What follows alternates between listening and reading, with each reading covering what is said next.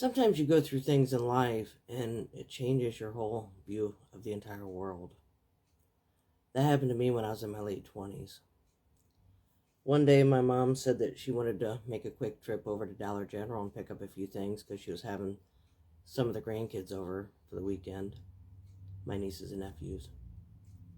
So I'm like, all right. So we got there about 10 in the morning, and she's walking around with her cart shopping and everything. And I was just wandering around to see if anything interested me.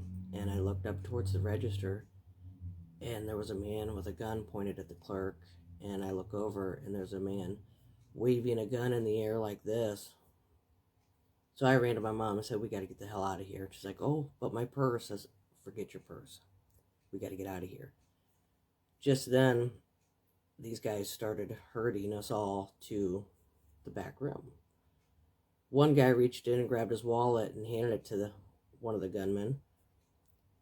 They grabbed his wallet and just threw it. They didn't want his money. They were after the store's money. So we're in the back room of Dollar General, and they were going to be coming through near my mother, so I stepped up and got between them and my mom because they weren't going to get near her. That was the point where I had a Glock put right here, and the other guy put his gun right here. I just said, I'm just trying to get my mom out of the way.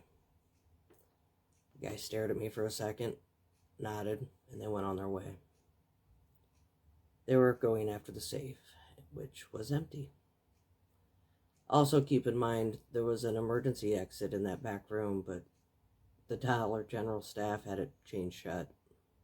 Not good. So since the safe was empty, they wanted our money, and I've always had this weird thing to where whenever I'm carrying cash, I put ones in one pocket and my bigger bills in another, and they got 14 ones off of me. After they cleared out all the money they could, they took off. But that kind of changes you. It really does. After that, I don't really go anywhere without a gun on me.